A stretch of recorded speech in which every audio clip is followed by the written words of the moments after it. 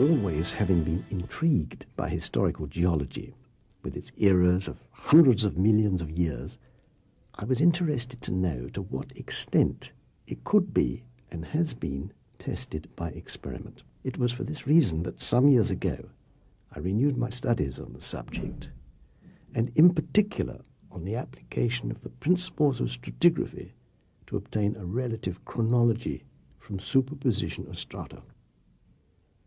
I started in the 1970s by reading reports from the Geological Society of America on the underwater drilling campaigns of the American ship Glomar Challenger.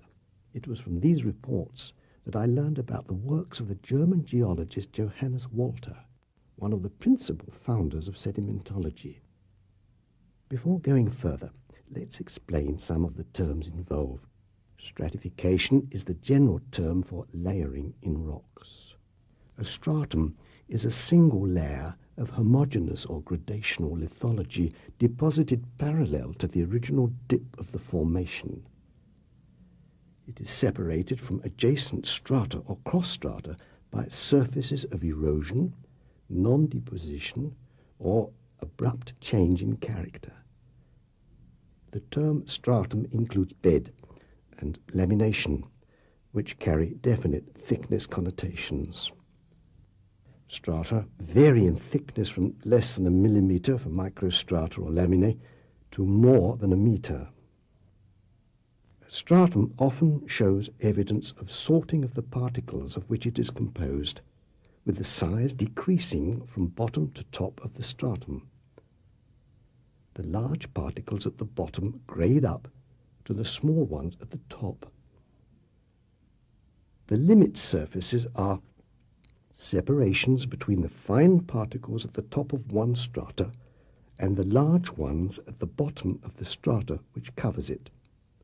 Bedding planes which can separate two strata, and those caused by erosion of sediments. A facies is a series of superposed strata having the same lithological content. For instance, a series of strata all composed of sandstone, or all of clay, or all of limestone, are called a facies. This cliff face has been divided into facies. The sandstone deposit is coloured yellow, the clay deposit blue, and the limestone orange.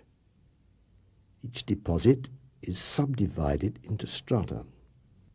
For 2 centuries since stratigraphy was founded, and without formal proof, strata superposed or sitting one on top of the other, and on a larger scale superposed facies, have been considered as successive layers or isochronously deposited sediment.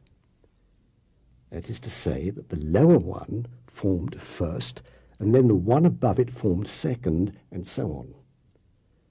The principles of stratigraphy arose from this belief of strata and facies being successive layers.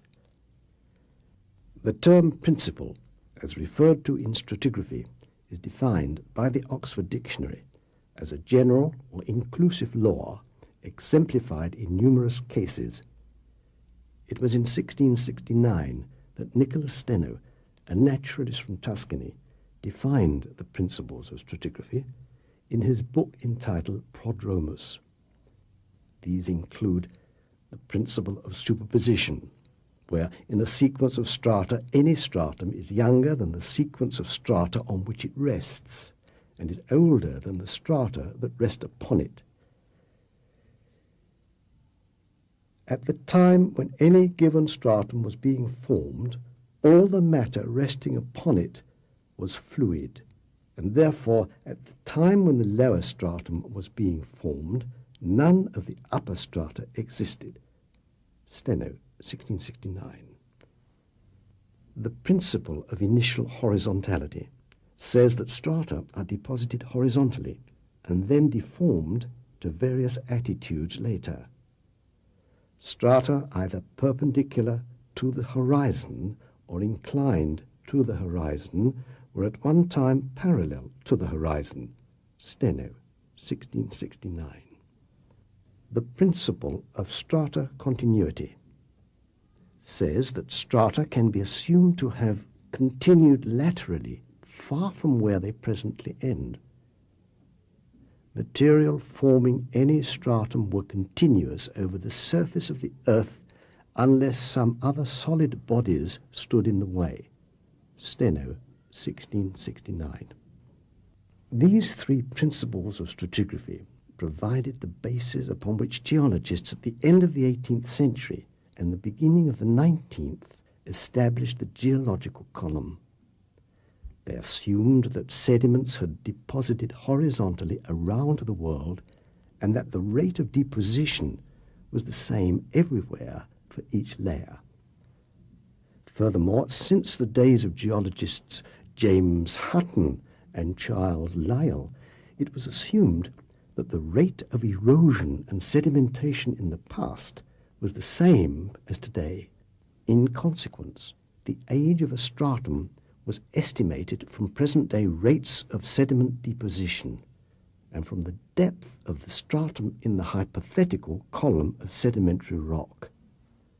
Hypothetical because all the assumed stages of the column are never found together in any one geological formation.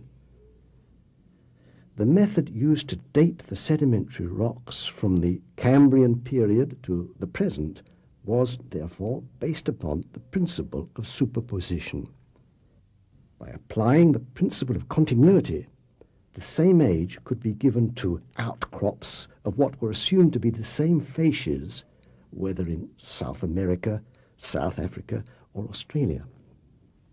Later, the fossil content of sedimentary formations in different sites was used to show a correspondence of age between the fossils of one site and those of another. This gave rise to a fourth principle of stratigraphy, the principle of paleontological identity. This principle states that two strata with the same paleontological content are the same age. This means that if the fossils in a layer in, say, the Himalayas are the same as those in a layer in the Appalachians, they could be considered as having the same age. As a preliminary to my experiments, I examined the existing data. At the end of the last century, Johannes Walter studied the formation of contemporaneous sedimentary deposits which prograded or developed from the coast towards the open sea. By drilling into the sediments, he observed the same succession of facies from the surface downwards as from the coast towards the sea. A law was formulated of Walter's observations that facies superposed in a deposit area would also be seen to lay side by side. He examined the sediments in the Bay of Naples. By boring vertically downwards through the sediments in the bay, he saw that the facies that lay on top of each other were in the same sequence as those that were lying next to each other horizontally. The sequence of facies that could be seen lying side by side as he went from the coast out to the sea was the same as the sequence of facies that lay on top of each other in a downward direction. He realized that the belief that the facies at the bottom was older than the one on top was wrong. Quite obviously, all the facies he was examining, the one at the top, the one underneath, and the one at the bottom, were still forming. They were forming sideways, so that part of the top facies was the same age as part of the bottom facies. This phenomenon can also be observed during coastal marine floods.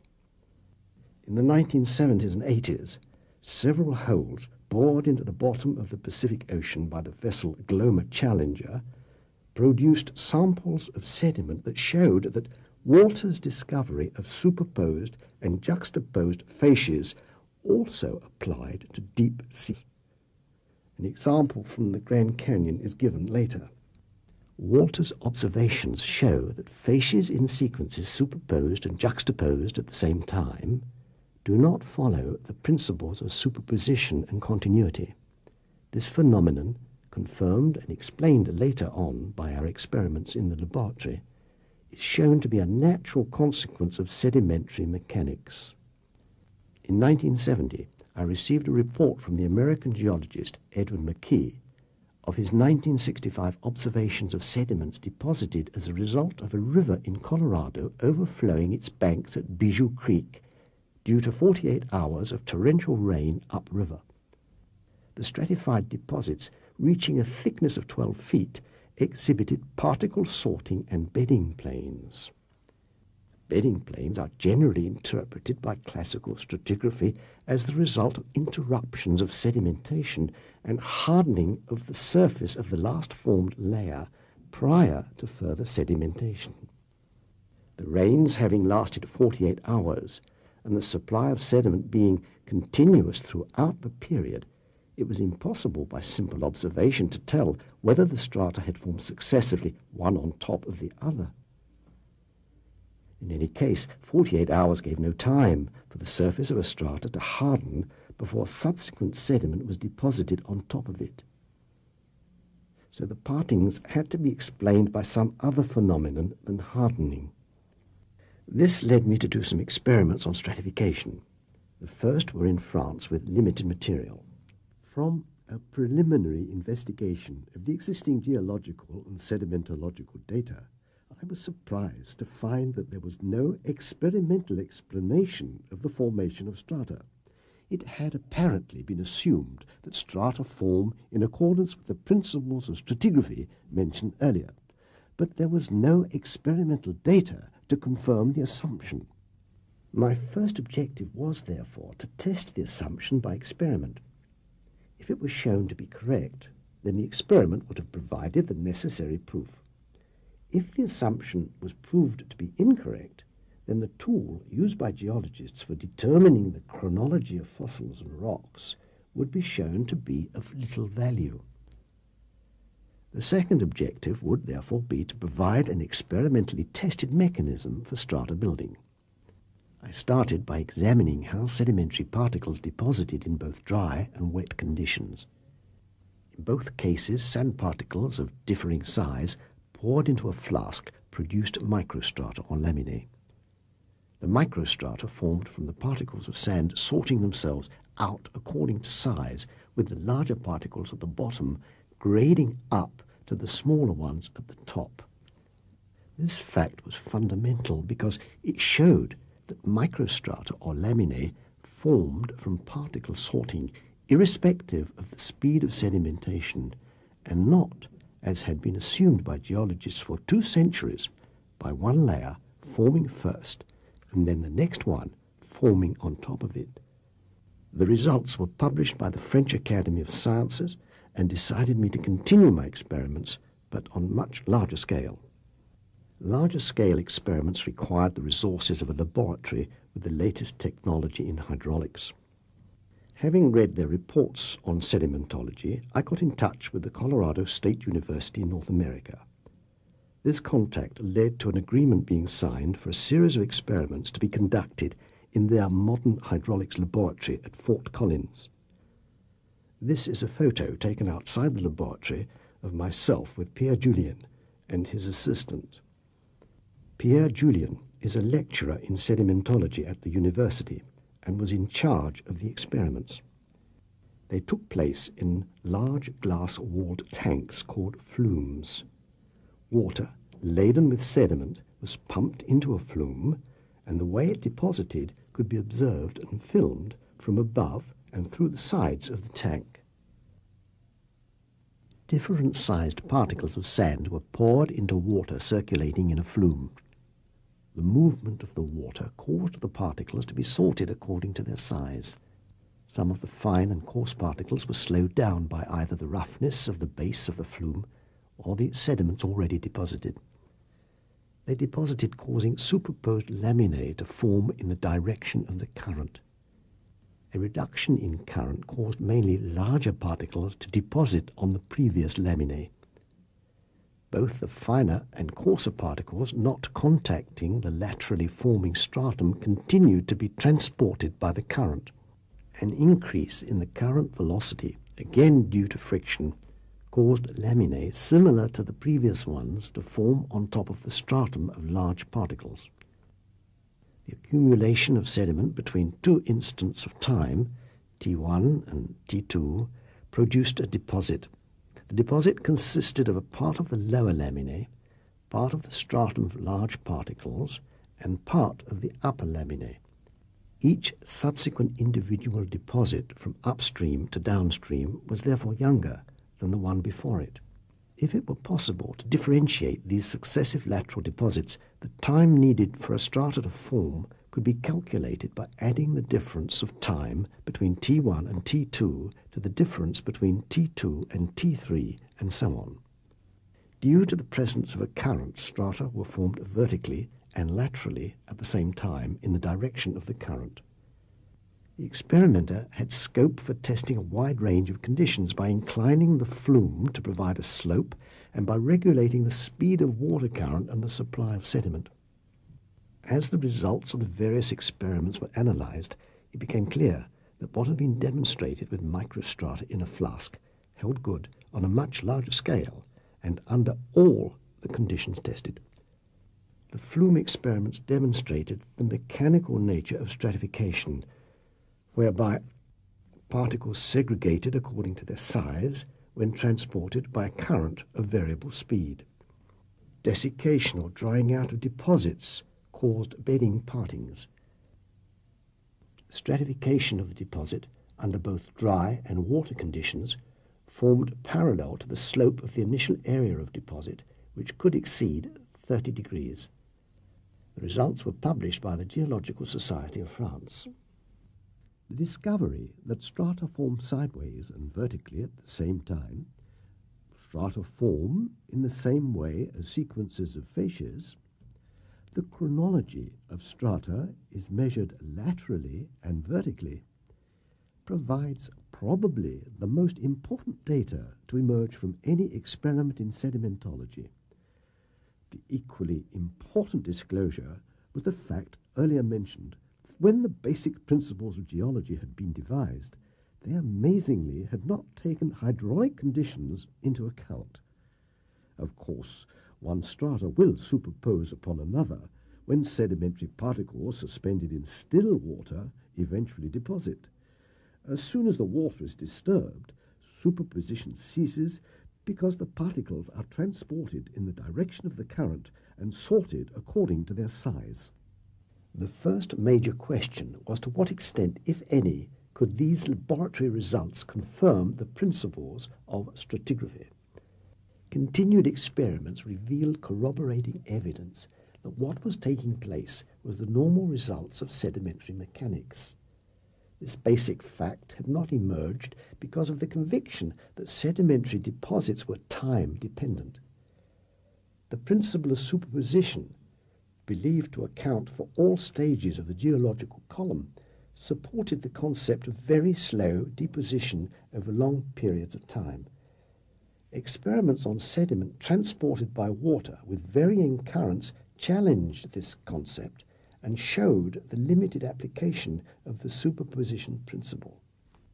The speed of the water current started at 1 meter per second and gave rise to a deposit of microstrata or laminae prograding downstream. The flow of the current was then reduced to 0.5 meter per second. This provoked the deposit of large particles of sediment. Then, as the deposit thickened, the speed of current was increased back to 1 meter per second, and laminae deposited on the large particles. So the deposit was composed from top to bottom of beds or strata of small particles, large particles, and small particles. The three superposed beds prograded together from upstream to downstream.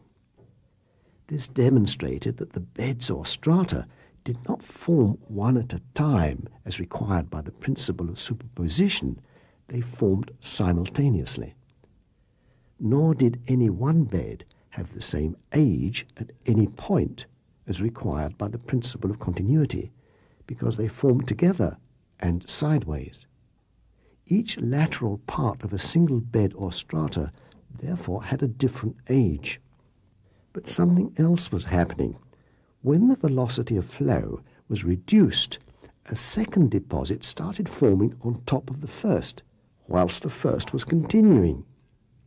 The two superposed deposits prograded simultaneously from upstream to downstream. When the velocity of flow was increased, a third deposit started forming on top of the other two, and all three prograded together downstream. Here we have a phenomenon of multiple beds of sediment forming on top of each other, vertically and sideways at the same time, the triggering mechanism having been simple changes of current.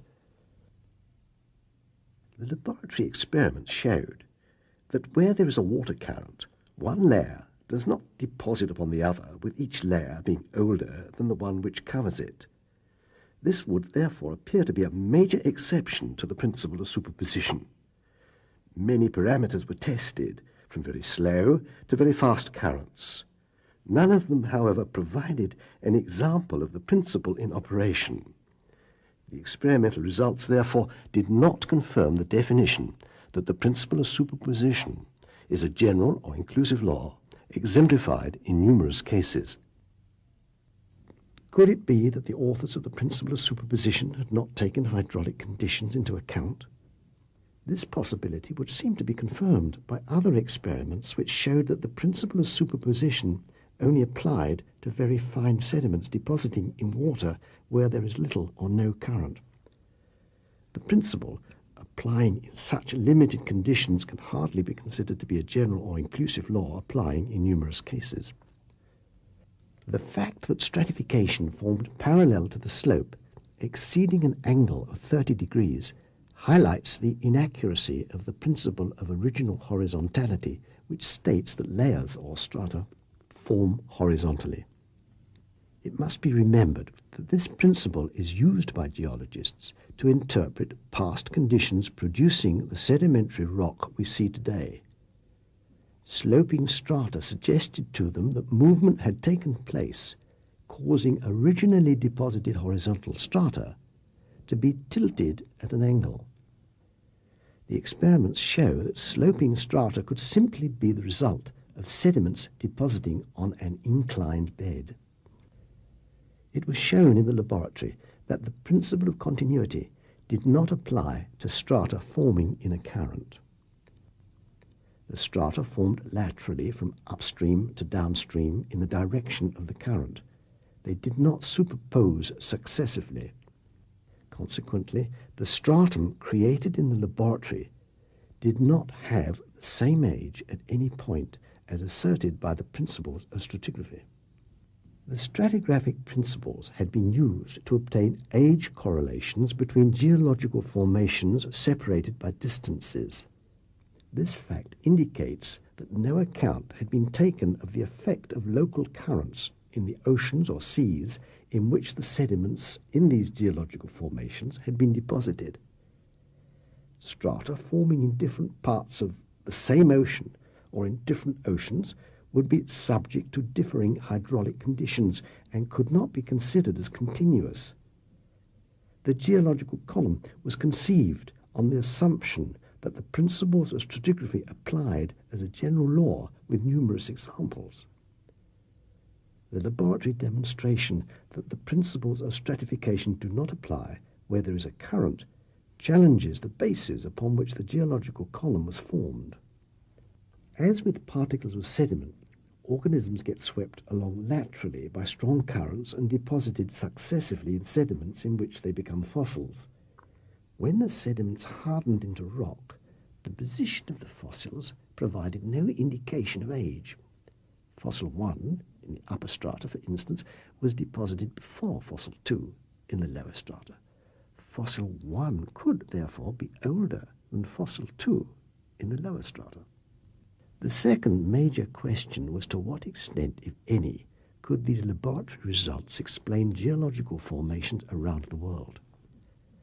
The link between the two was provided by a reference in a 1994 publication entitled Grand Canyon.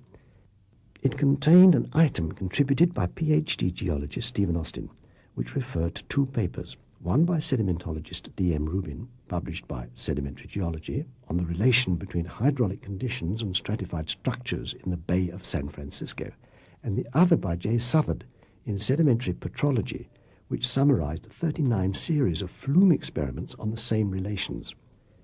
Rubin summarized these relations diagrammatically, showing the speed of current, depth of water, and size of sedimentary particles necessary to produce the different structures found in sedimentary deposits.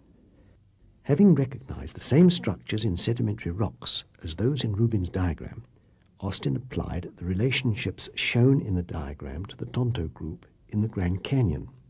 This geological formation extends for 800 kilometers from east to west and corresponds to a transgressive sequence of three facies superposed and juxtaposed.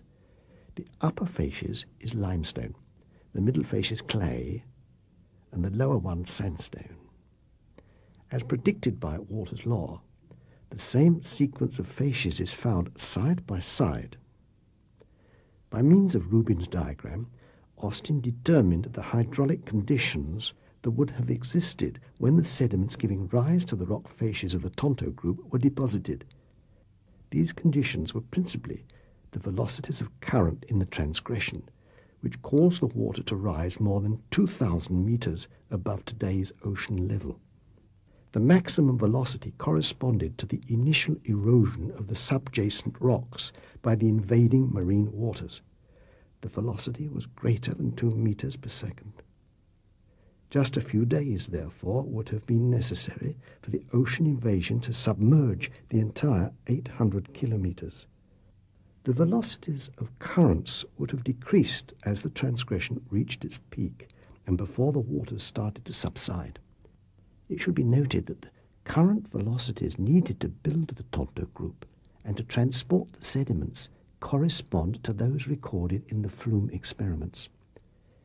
It is therefore not unreasonable to say that strata in the Tonto Group facies would have formed similarly to those in the laboratory, that is to say, vertically and laterally in the direction of the current. As the speed of the current decreased, the particles deposited would have been increasingly fine, giving rise to the three superposed and juxtaposed facies of the Tonto Group of sandstone, clay, and limestone. The advancing water contained differing current velocities. The heavier particles deposit in faster currents than the finer particles. All of the deposits would have taken place virtually simultaneously. The resultant formation of the larger particles of tapered sandstone at the bottom, the lighter bright angel shale or clay in the middle, and the very fine particles of Muev limestone on top is exactly what the flume experiments, Walter's law, and the laws of sedimentary mechanics would predict. There is a perfect correspondence. The deposition of sediment would therefore have been rapid. The coarser particles would have deposited due to the velocity of current falling as the water rose. The finer particles would have started to deposit as the ocean approached its highest point. During the period that the ocean stayed at its maximum level, there would have been little or no current. In the absence of a current, the finest particles would deposit at a speed of about 2 centimeters per day. This is an example where superposition does take place. Being limited to calm water conditions, however, it is excluded as a standard principle of stratigraphy. The deposition of the finer particles would be interrupted by the reappearance of a current when the waters started to subside or regress. During the subsequent marine regression, the reversed currents would have reached velocities sufficient to have eroded deep valleys in the non-consolidated sediments deposited during the transgression. The Tonto Group is attributed to the Cambrian period, which according to the geological timescale, based upon the principle of superposition, lasted 70 million years. The aforementioned data, based upon sedimentary mechanics, would reduce significantly that part of the timescale attributed to the formation of the Tonto Group. Our present research is to evaluate the hydraulic conditions that existed when sediments of present-day geological formations were deposited. As explained, this can be done by examining existing sedimentary rock structures. We need to know more about the velocities of current that transported and deposited the particles of sediment in these structures. In 1935, sedimentologist F. Hillstrom observed the movement of sedimentary particles in rivers, and from his measurements he produced a valuable diagram. It shows the correspondence between average velocities of currents and zones of erosion and size, transport and deposit of sedimentary particles. Although the erosion and transport have been carefully measured, the velocities of sedimentation were estimated empirically by Hillstrom as 2/3 of the erosion velocities. The object of our new experimental program is to determine these velocities with more precision. The assumptions upon which the formation of rock strata were based had never been verified experimentally. These assumptions, tested by laboratory experiments, are shown to be inapplicable to sediments transported by current. The same experiments showed that strata form according to the laws of mechanics. Our research and experiments demonstrated that the principles of stratigraphy did not apply to stratified deposits formed in the flume experiments when there was a current.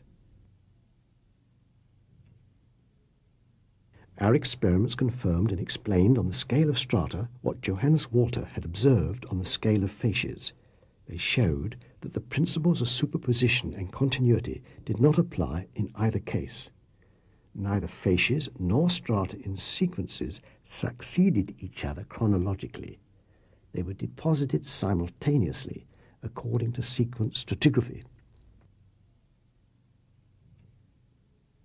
Rubin and Southard's flume experiments and submarine observations established the relation between hydraulic conditions and structures in deposits. These deposit structures are found in sedimentary rocks. From them, the original hydraulic conditions, and particularly velocity of current, can be determined, as Austin did in the Tonto group. His valuable work is completed by the mechanism of strata formation discovered by our experiments. Superposition and continuity only apply in limited conditions, such as fine sediments in suspension in calm water. In a transgression, regression or progradation, where there is a current, the principles no longer apply. According to the definition, a principle should apply generally. Superposition and continuity should therefore no longer be taught as principles, as they have been proved by experiment not to be a general or inclusive law exemplified in numerous cases. The geological timescale was established on the belief that the principles of stratigraphy applied generally. The empirical proof of their limited application must involve important changes to the scale. The Tonto group was attributed to the Cambrian period, which according to the time scale took 70 million years to form. By application of sedimentary mechanics, it has been shown that the group could have formed within several days or weeks. Our experiments have shown that the principles of stratigraphy are not a general or inclusive law exemplified in numerous cases. They need therefore to be replaced by a method for determining the paleohydraulic conditions that existed when the sedimentary rocks were formed. Data from the past and future referred to earlier will help guide the research.